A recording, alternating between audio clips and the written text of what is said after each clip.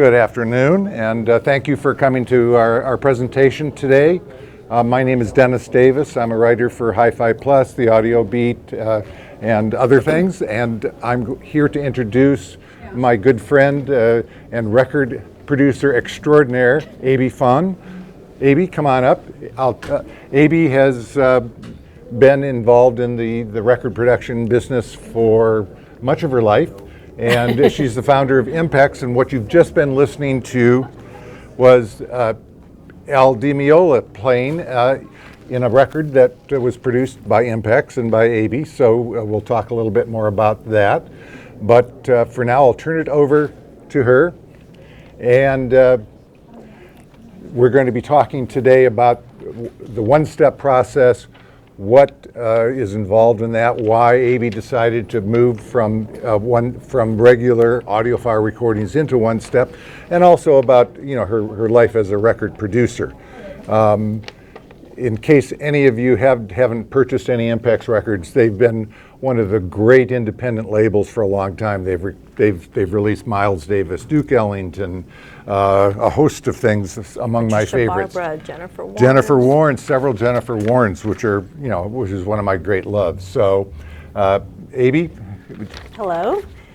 Thank you and welcome. Thank you for being here on a Sunday. And thanks, Dennis and CH Precision, for inviting me here. So as Dennis said, my name is Abey Fonn, and I'm from Impex Record, a boutique label outside of California. We're part of the company Elusive Disc, which is located in Indiana. I started this business, I started my career in this industry not because I was a musician or I was an engineer like a lot of people, but it was by chance. I was looking for a job, trying to buy a house, and applied for a record company, and it started a journey that it became a passion of my life. I really love what I do, who I do it with, and who I make the product for. And I kind of fell under my father's wings and really learned the process, and I was very fortunate to be able to attend every process that we do, and now it's like second nature. I've been doing this for 25 years. Oh wait, I'm only 25 years old. Never mind. No. Dennis, do you want to? Yes. So, how many years have you been producing what we call audiophile records before this newest venture? Probably about 20 years. Okay, and what Abey has started doing with Impex now, like a few other record companies, is doing what are called one-step records. And so I'd like you just to tell us a little bit about why you decided to go into doing that kind of production. Okay, so One Step has been around for quite some time. I think going back to the 70s. Mobile Fidelity brought the process to light. And through learning the process and listening to a record, I thought, this is something that I should be doing to bring the customers closer to the master source. So we started to do that, and Impex's first release was Cafe Blue. The traditional three-step process goes from the music source to the lacquer, to the father, mother, stamper, and then record. Through that whole process, if you have a good, healthy father can make about 2 to 5 mothers. A healthy mother can make anywhere from 10 to 20 stampers. And every stamper can press anywhere from 1,000 to 1,500 records. The good thing about this traditional three-step process is it gives the label or the company a little more leeway to make sure that the product we deliver to you is as quiet, as flat as possible. Because we get a test pressing, we can evaluate it, we QC it by listening to it to see their surface noise, broken grooves, ticks and pops. And if there are those things, and then we can always go one step further by microscoping the record to see where the problem is. And if we can identify the problem, then the question is, do we have a solution? Can we kind of, lightly give the stamper a polish? Can we fix the groove? Can we actually cut something from the stamper if there's any, what do you call it? Impurities or cracks? Yeah. So that was kind of the process. With a one-step, it's exactly what it is named, one step. You go from the master source to a lacquer, bypassing mother and father, so that's 2 generations loss, straight to a stamper. With a one-step stamper, you have the opportunity to make 1 set of test pressing, and that is it. From that test pressing, you can evaluate the same thing that you would do with a 3-step, but if there's any problems, that's it. It's a pass or fail. There's no washing, no repairing, no trying to see if we can salvage or make any changes. It's a straight pass or fail. So one-steps is a very time-consuming process. It's a very costly process because every time you fail a stamper, you go back to the original source and you have to cut a new lacquer. That's a lot of wear and tear on the master tapes. So a lot of wear and tear on the tape. So it's not always welcome. A lot of time with the engineer, a lot of cost, and the pressing plant. So, but the upside is that you've cut out 2 process and you are much closer to what the artist intended the source to be. But you're more limited in the number of things that you can produce and sell. Absolutely. And with a one-step stamper, you can generally, because most one-steps are 45, so by default they're a little harder to press, the grooves are a little wider, and the stamper can press anywhere from 5 to 800 before it fails, breaks, cracks, or has any other problems. And I know in the early days when Mobile Fidelity was doing it, they were claiming they were only doing 500, but I understand that now the process has improved over the last few years and we've been able to squeeze a few more out. Yeah, a few more hundreds, but you're still limited. I mean, our Cafe Blue, we were at 500, and Nightclub was about 600 per stamper.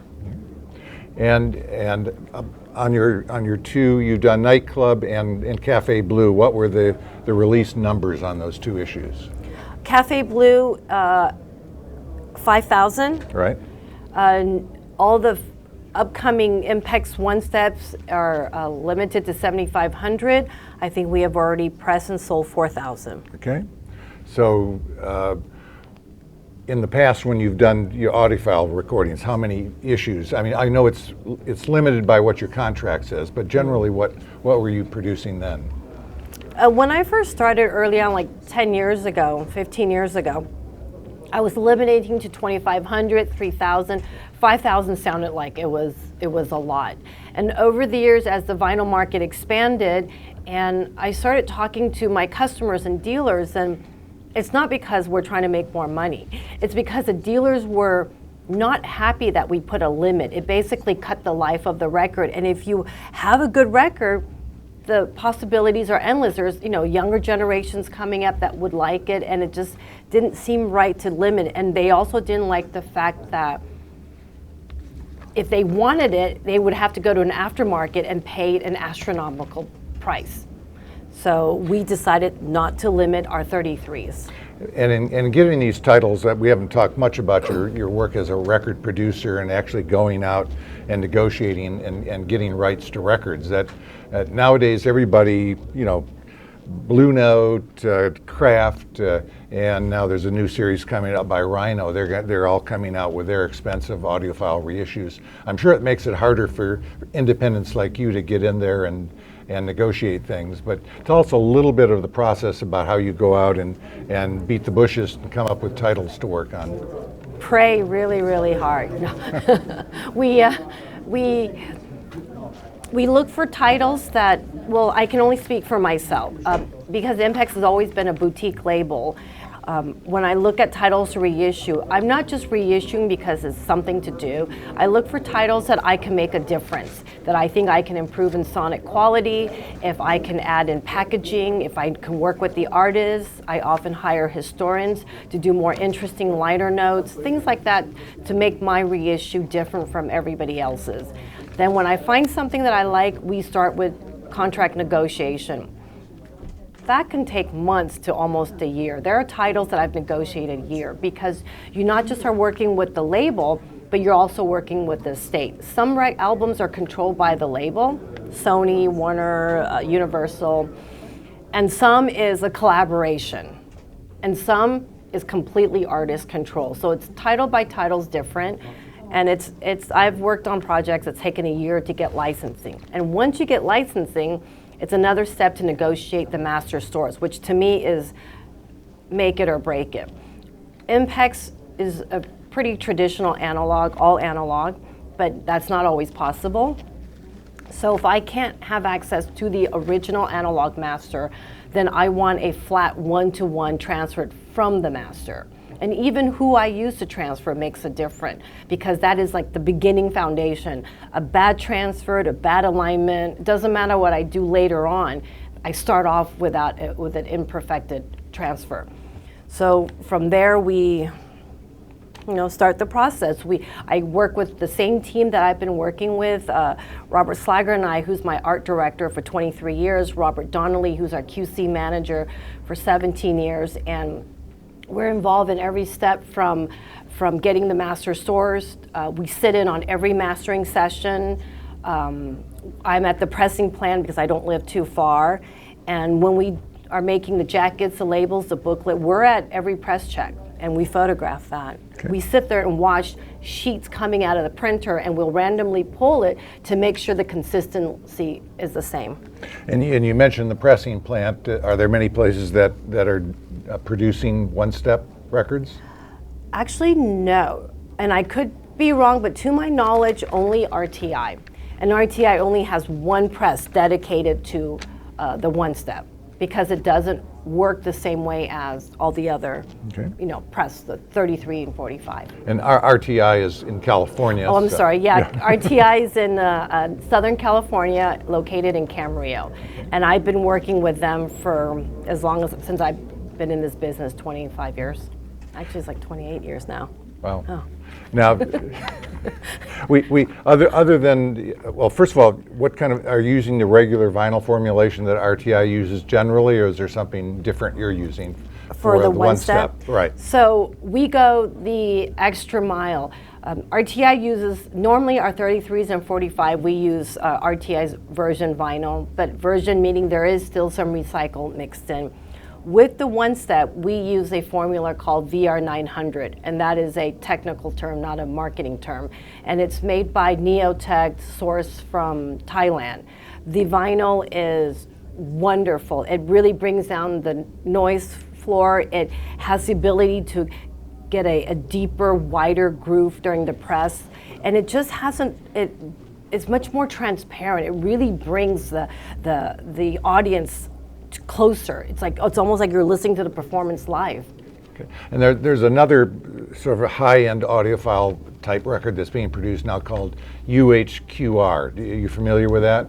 Yes, UHQR is, I think, a trademark by Acoustic Sound, and it's pressed at, actually analog production, and pressed at QRP in Kansas. I actually own quite a few. I enjoy their record. I don't know much about it. I'm not an expert. I do know that UHQR is not a one-step, because they use a traditional three-step process. They use a different vinyl. I think their vinyl's clear because they remove the carbon. And also they, and this is just speaking from Chad, they're saying it's hand press.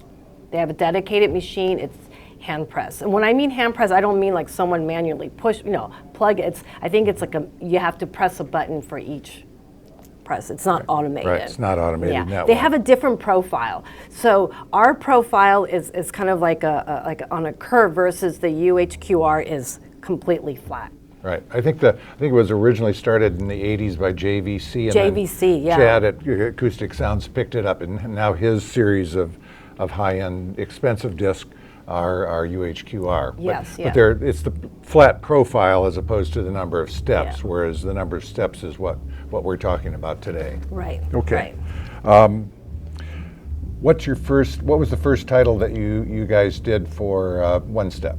Cafe Blue. Okay. I'm doing the whole Patricia Barber, not the original Patricia Barber series, the Cafe Blue, the nightclub, Companions coming out next. And what we're going to do today is play a cut next of Nightclub. First, we're going to play from Premonition, which was Patricia's label. She's been with Premonition for quite some time. And they put out all the records in regular 3-step vinyl, and they were awfully good. And now you've redone them in 1-step. So what we're going to do is the title Elfie on the Premonition. I believe it's side 2, number 2. And also, just to let you know, for a fair comparison, I use the tape. So I licensed from Premonition, and I'm using the same master source as Premonition, and I did not get a copy. I used the original master because I was working with not just Premonition, but Patricia personally. So both are original master source. Yeah, it's just that Impex didn't do both of them, but it's as close as we can get to a direct match, or for comparison purposes. So no copy from master tape. No. Just okay. Yeah. So Premonition is the label, her label. So he had the master, and I also got to use his master. So it's not a copy. That's a rare case. yes. So this should give you a good comparison.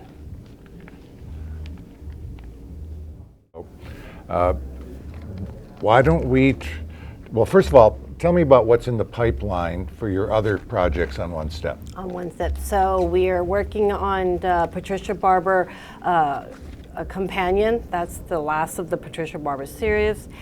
And Jennifer Warren's famous Blue Raincoat. I've been working with Jennifer since 1999. I think 1999 I started working with Jennifer. And Cisco Music put out famous Blue Raincoat and the 33, the 45, the gold CD.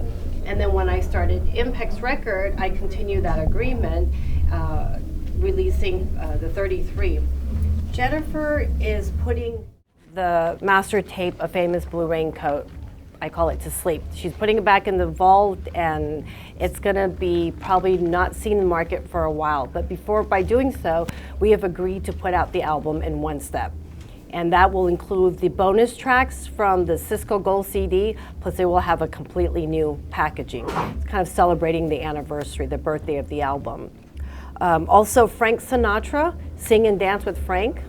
And this album is really interesting because there's a historical value to this project. Well, I'll share with you a little bit. How can I forget? Stan Getz Gilberto. Getz Gilberto is one of my favorite albums. It's been reissued probably close to 400 times in various formats across the world. So I know it sounds crazy that I want to be like 401 time, like you guys need another version, but you really do need another version because this is the only version that's ever been reissued in collaboration with the family. I'm working with Monica, with Stan, with the estate. I have bonus tracks in there that's never been in the release, and also the historian. I hired Sinatra's historian, Chuck Granado, to write a very complex, comprehensive essay about the development of this album, pictures that's never been seen provided by the family, and the sound is phenomenal. So Getz Gilberto, Jazz Samba. And you were mentioning the Sinatra album. Just for those who may not be familiar with this album's from Sinatra's the close of his life with Columbia, so it's still in mono, but it has great sound, and it's one many people haven't heard. They're more familiar with the Reprise albums in stereo that came out later. So what we're going to play for you is we do have both the regular non-1-step and the 1-step of this album, and we're going to both done by Impex, and we're going to compare the track Farewell, Farewell to Love. Right. So the one we're hearing is the 33, press at RTI, and then when you hear the 1-step for comparison, you're only hearing the test pressing because the album is not out yet. Farewell, farewell to love. She is gone and I'm through with love. My schemes, my dreams of heaven All right, so that shows you what can be done with old mono recordings, although Columbia made some incredible recordings during the mono years with those old red plum labels. They sounded great then, but these sound so much better. Tell me what you find different about the two versions that you've done. Well, we use the same master source, and a little history about this album. We did not use a safety copy. We actually used the original master tape because this album was done in collaboration with Chuck Granata, the producer, who was a Sinatra historian, who has been a longtime friend of the family and has been a regular appearance on the Nancy Sinatra show for 17 years. So when we did this album, he was able to get the original master tape that the last time it was used before we used it was 1951. When I did the 33 version, we were really surprised how good it sounded. It sounds so, Frank was so clear, so present, and you know, it was also something new because Frank was known for the kind of that romantic type of music. So this is his first swing style album, and it was made because Frank in 1950 was starting to fall out of favor with his fans. Columbia was not loving him that much anymore and were thinking about dropping him. So this was kind of the last attempt to change the style of Frank, and it was also during a pivotal moment when the magnetic recording tape was coming into the market. So instead of that noisy shellac, it was the quieter high fidelity 33. So it was a point where we were going to the magnetic tape. It was a time where Frank changed from his romantic type of singing to a swingy, snappy jazz, and putting it out. We decided to only do the 33 at the beginning, and we loved it so much we wanted to do the one step. And after doing the one step and listening test pressing, we felt like we squeezed it, the very last note out of Frank, and we felt like the band, the presence was more well-rounded, more open. It's just I think more air. Yeah, it sounds pretty amazing to me. When I was coming here with Abey, I was hoping to get to hear the Getz album as well, but they wore all the test pressings out in Expo, I think. So yeah. So unfortunately, we won't be able to play any of those for you. Unless you have something to add, I think we can open it up to questions. Yeah. Yeah. Does anyone have any questions for Abey? A quiet crowd. Okay. Does anybody own an Impex record? What is your? It's a Miles Davis kind of blue. No, I think I did Miles Davis ESP Friday and Saturday night at Blackhawk. That's the one. Yeah. Okay. Yeah. I think Kind of Blue's done by Chad's Chad. company did Kind of Blue. And by yeah. the way, I just bought that myself. Thank you. Well, I hope that after this, more than one person in the audience will go out and buy an Impex record, and to help show off their CH Precision equipment. So So, the Three Blind Mice, is that all? Yes, Oh, that's yeah. also me. Three Blind Mice, Misty, Midnight Sugar Blow Up, Green Sleeve, box set. Yeah. okay. Well, thank you very much for being such a great audience. I think- Idea about pressing the records in the flat way, like Jack Cassin does. He says it's superior. You are searching for the best quality. Is this an idea or not possible with RTI? Well, Chad trademarked the name, and he's also trademarked the pressings, I think, Yeah, right? The pressings. you'd have to pay Chad on top of paying the record company and everybody else. So to utilize it. Yeah, I think- Now, is it okay? Would I do it? I'm not opposed to it, but I have been very happy with what RTI has done for us. I see at the moment no reason to. Yeah. Yeah. I mean, right now, the one-step process is being used by Abey with her company, Impex. Mobile Fidelity notwithstanding all the issues that are going on. Craft recording. And groove note and craft recording. So it's a limited number, but across the board, I found them all to, not all, but to be improvements over the one-step process. Yeah, they're more expensive, but that's what it costs to get the best. It's a lot more because of the production costs. Also, if you're using a different vinyl formulation, you not just pay for the pressing, but you have to pay for the additional, because we actually buy the vinyl chips separately. We buy it directly from the manufacturer, and we have them ship it to the pressing plant, so which would be RTI. Any other questions? So Impex is located in the US? Yes, I'm personally located in Southern California. Impex is partnered with Elusive Disc that's located in Indiana.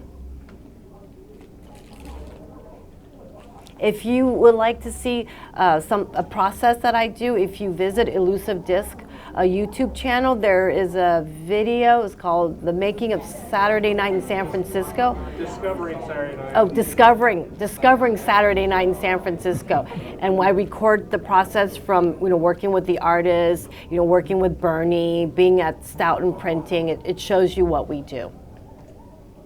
So your sourcing of master is always analog. I try. It's not always, but we're majority analog. Like I said, we either get the original analog, which sometimes we do, older titles more likely, or if right now, like Sony doesn't often allow analog tapes, I will get a flat one-to-one transfer from the original analog, and we even take the one step further, requesting transfers by engineers that we work with. We know the quality of their work. Right. That's something we didn't mention. What mastering engineers are you using at Impex for your titles? Is it Bernie and master. I work with several different engineers: Bernie Grunman, Chris Bellman, Kevin Gray, Scott Hall, the late George Marino at Sterling. So these are kind of like my go-to, and we have had such long relationships. They're wonderful. The top cutting engineers. This says also tapes from Patricia Barber. Also from you, from Impex? Or? Yes. Okay. The two Patricia Barber reels coming out, which is we should have in the next 4 to 6 weeks. Click and Higher. Now those are digital. Those are not analog masters. They're recorded digitally. Recorded digitally. Right, yeah. right. So there's no such thing as a first analog version. So. Yeah. Only tell the people when it's digitally sourced. It's digital.